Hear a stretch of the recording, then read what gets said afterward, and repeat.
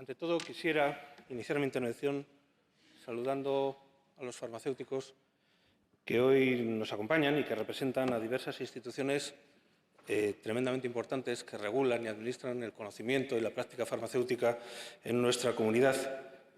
Debería mencionarles a todos ustedes por nombre y apellidos, pero me van a permitir que incorpore ese saludo en mi amigo Ángel Caballero, que es un humilde farmacéutico de barrio y que, con la misma lucidez, prudencia y vocación de servicio público con la que atiende a todas las personas que entran en su oficina, se leyó este texto y me dio valiosas indicaciones y, finalmente, su humilde aprobación para que esta ley se enriqueciera con su aportación, como se ha enriquecido con las aportaciones de todos ustedes y de tantos y tantos farmacéuticos anónimos de la Comunidad de Madrid que nos han transmitido su opinión acerca de este texto.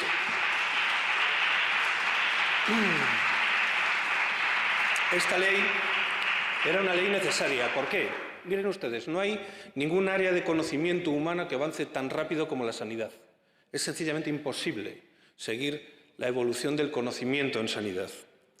Esta evolución en sanidad, evidentemente, conlleva, de forma muy importante, una evolución muy rápida en las terapéuticas, y una parte de esa terapéutica va vinculada por la farmacología.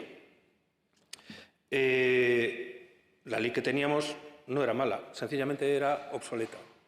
No atendía a muchas necesidades que habían quedado evidenciadas con el paso de los años debido a las características de los nuevos fármacos, de nuevas terapias y a nuevos requerimientos sociales que quedaron evidenciados de una forma muy evidente durante la pandemia.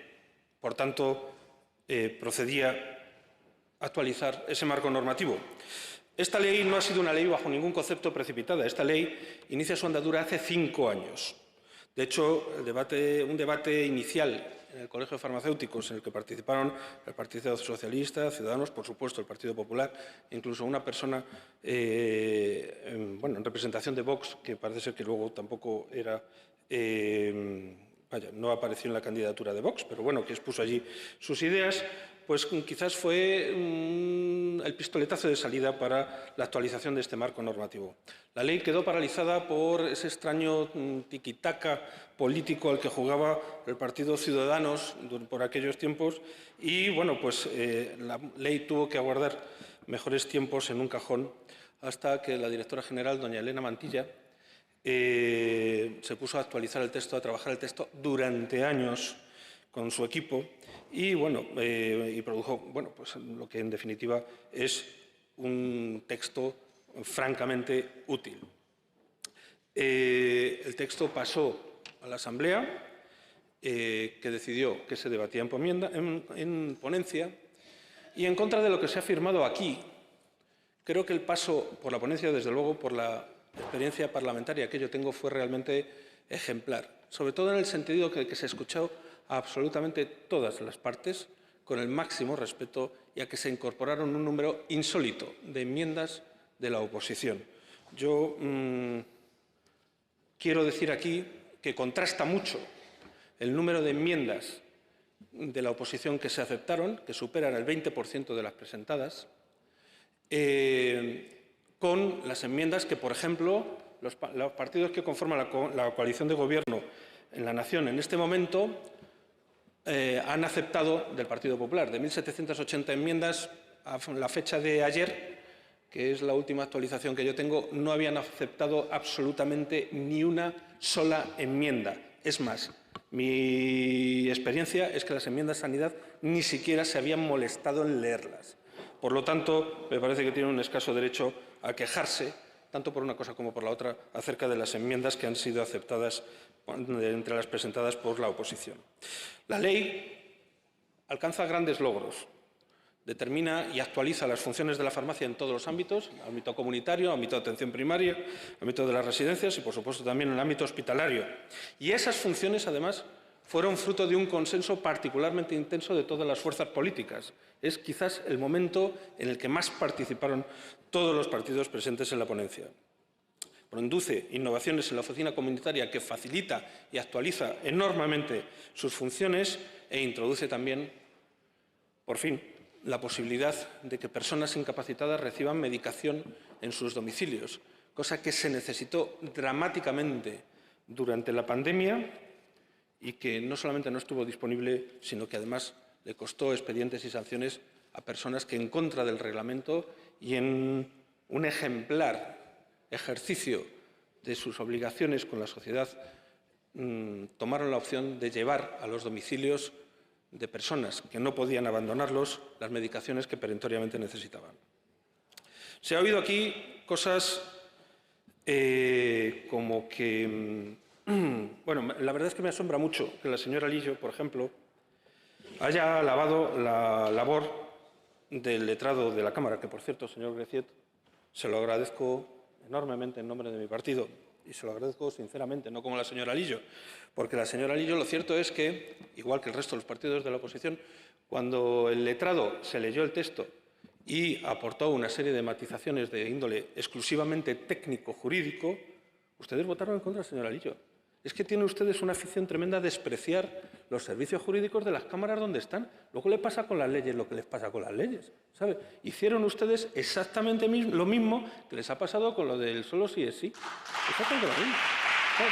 Es que no aprenden ustedes de sus propios errores de ninguna manera, señora. A mí me parece un desprecio al letrado de la Cámara, sinceramente, ¿eh? Entonces, bueno, por tanto, el que usted alabe las opciones del letrado de la Cámara, pero, sin embargo, vote en contra del dictamen del letrado de la Cámara, pues, ¿qué quiere que le diga? Eso me parece una contradicción. Y le vuelvo a decir eso. No han aprobado ustedes ni una sola enmienda de las presentadas por la oposición en las Cortes Generales. Y, sin embargo, a usted se le ha escuchado con mucho cariño, mucho respeto, y se le han aprobado muchas de sus enmiendas. A mí me parece que ha sido no ya injusta, sino incluso ingrata, sinceramente. Al Partido Socialista le digo un poco lo mismo.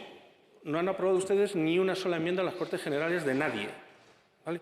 Y, sin embargo, señora Díaz, a usted se le ha escuchado con mucho respeto, se ha atendido su criterio, aportó usted perspectivas muy interesantes en aspectos críticos de la ley y, sinceramente, le agradezco mucho la mención que ha hecho, sinceramente, pero esperaba un poco más de reconocimiento en ese sentido. O sea, a usted se le han incorporado enmiendas directas y creo que su criterio ha sido tremendamente positivo para la ley.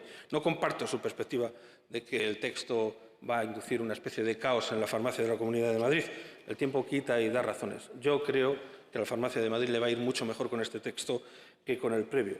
Y al portavoz de Más Madrid, mire, le quería decir dos cosas.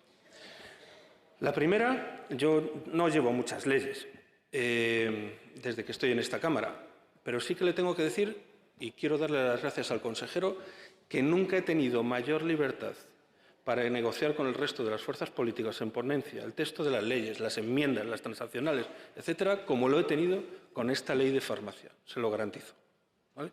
Y se han tomado decisiones y se han firmado transaccionales durante la tramitación de la ponencia que han sido muy valiosas para la ley, donde usted ha participado en ocasiones de forma decisiva. Se le ha olvidado a usted mencionar en su alocución que el registro farmacológico que consta en la ley fue idea suya.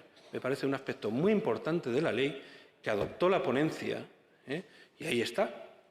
Entonces, a mí me parece que decir que no se ha hecho caso a sus perspectivas, pues, sinceramente, le vuelvo a decir que me parece un poco ingrato, sinceramente. Bien. Espero que, si no lo dice, su voto sea a favor de la ley. Bien. Bueno, como conclusión, bueno, pues es evidente y queda constancia de la ingrata insatisfacción escenificada por la oposición.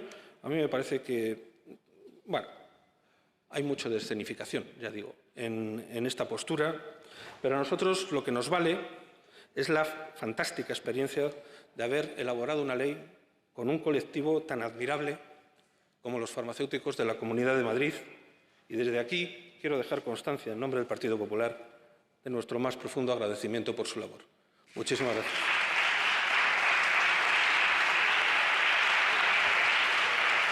Gracias, señor Raosa.